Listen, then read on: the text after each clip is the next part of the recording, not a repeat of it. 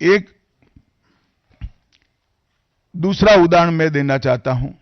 एक सर्वदलीय मंत्रिमंडल, पहली देश की कैबिनेट बनी जिसमें बाबा साहेब आंबेडकर भी सदस्य थे, नेहरू जी प्रधानमंत्री थे। नेहरू जी की किताब selected works of Jawaharlal Nehru में एक और उल्लेख आता है। नेहरू जी के आश्वासन के बावजूद आंबेडकर जी को कोई महत्वपूर्ण विभाग नहीं दिया गया और ये स्पष्ट इसके अंदर उल्लेख है कि सरकार की नीतियों, विशेषकर विदेश, रक्षा और अनुसूचित जाति और जनजाति से जुड़ी हुई नीतियां और 370 के खिलाफ आंबेडकर जी थे। जब एक और कांग्रेस पार्टी है, बाबा साहेब आंबेडकर का कोई स्मारक जब तक कांग्रेस सत्ता में रही बड़ा नहीं बना। जहां जहां विपक्ष की सरकारें आती गई, स्मारक बनते गए। भारतीय जनता पार्टी की सरकारों ने और नरेंद्र मोदी जी की सरकार ने बाबा साहब के जीवन के संबंधित पंच तीर्थ का विकास किया।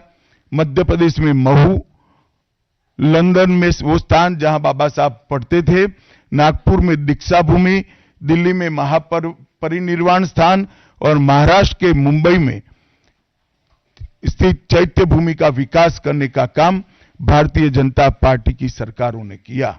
19 नवंबर 2015 को नरेंद्र मोदी जी ने आंबेडकर जी के सम्मान में 26 नवंबर को संविधान दिन घोषित किया।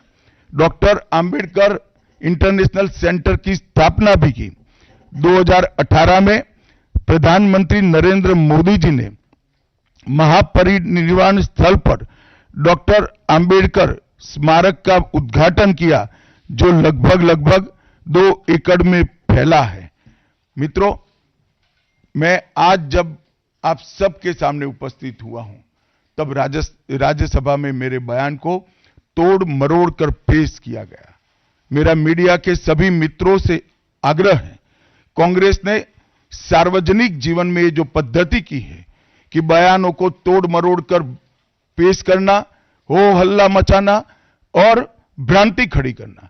पहले उन्होंने नरेंद्र मोदी जी के भी एडिटेड बयानों को सार्वजनिक किया। चुनाव जब चल रहा था, मेरे बयान को एआई का उपयोग कर एडिट किया गया और पूरे देश में इसको प्रसारित करने का घृणित काम किया गया। और आज आंबेडकर जी के लिए मेरी बात को तोड़ मरोड़ कर वो पेश कर रहे हैं। मैं स्पष्टता के साथ कहना चाहता हूं, मीडिया को विनती भी करना चाहता हूं कि मेरा पूरा बयान जनता के सामने रखिए। मैं वो पार्टी से आता हूं जो पार्टी कभी आंबेडकर जी का अपमान नहीं कर सकती। पहले जनसंघ और फिर भारतीय जनता पार्टी ने हमेशा आंबेडकर जी के सिद्धांतों के आधार पर चलने का प्रयास किया है। जब जब भारतीय जनता पार्टी शासन में रही, आंबेडकर जी के सिद्धांतों का हमने प्रचार किया है। आरक्षण को और मजबूत करने का काम भारतीय जनता पार्टी ने किया है। इन्होंने जिस प्रकार से आरक्षण को भी विरोध किया, वो भी हम सब जानते हैं। पिछड़ा वर्ग आयोग, काका साहेब कालेलकर आयोग 53 में बना, 55 में रिपोर्ट आई, आज तक वो रिपोर्ट को लागू नहीं किया गया। 31 दिसंबर 1980 को मंडल आयोग बना, मंडल आयोग की रिपोर्ट आई। 80 में इंदिरा जी ने मंडल आयोग को ठंडे बस्ते में डाल दिया।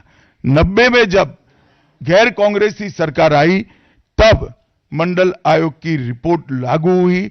उस वक्त राजीव गांधी विपक्ष के नेता थे और जब मंडल आयोग की रिपोर्ट लागू हुई, प्रस्ताव संसद में आया, राजीव जी ने अपने जीवन का सबसे लंबा भाषण ओबीसी के आरक्षण का विरोध करने के लिए किया।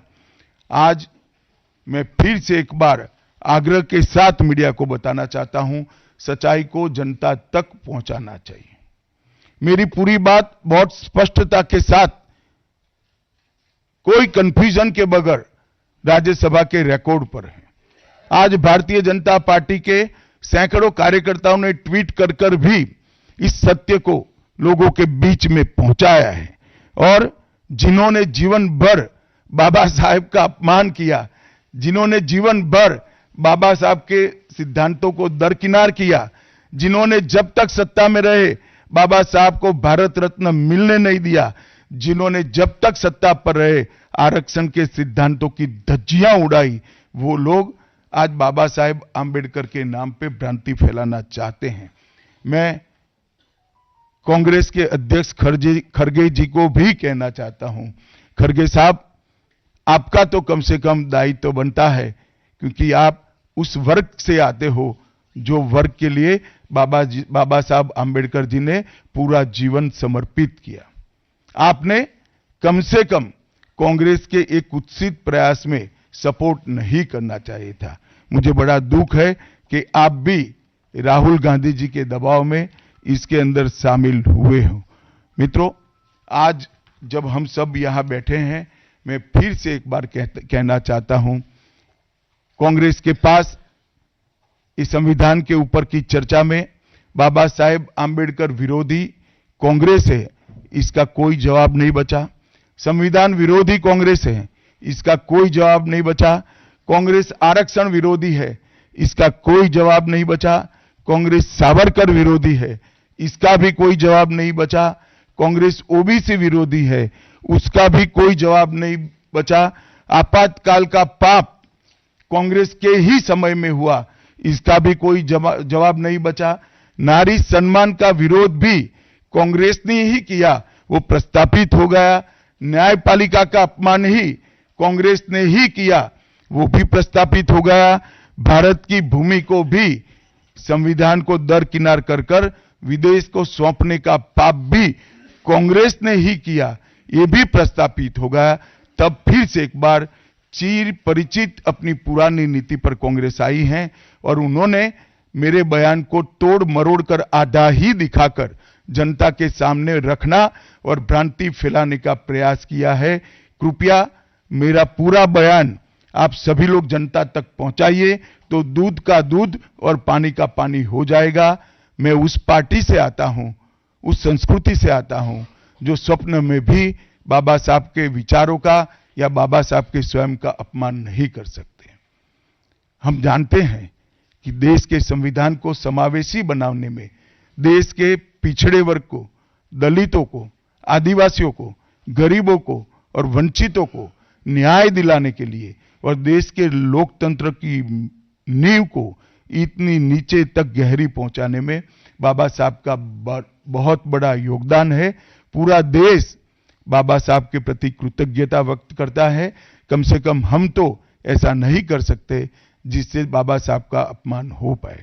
और मैं फिर से एक बार कांग्रेस के ये कुत्सित प्रयासों की घोर निंदा करता हूं और जो संविधान पर दोनों सदनों में चर्चा हुई, कम से कम भारतीय जनता पार्टी की ओर से चर्चा का स्तर मेंटेन करने का पूरा प्रयास किया गया था, विषय पर बोलने का आग्रह किया गया था और तथ्य के साथ बोलने का आग्रह भी हमारे सारे वक्ताओं ने किया था। वो सारे प्रयास पर कांग्रेस ने पानी फिरा है और मैं मानता हूं कि देश की जनता इसके इस प्रयास को भी जानती है, उनकी मानसिकता को भी जानती है और उनकी कार्य संस्कृति को भी जानती है। धन्यवाद।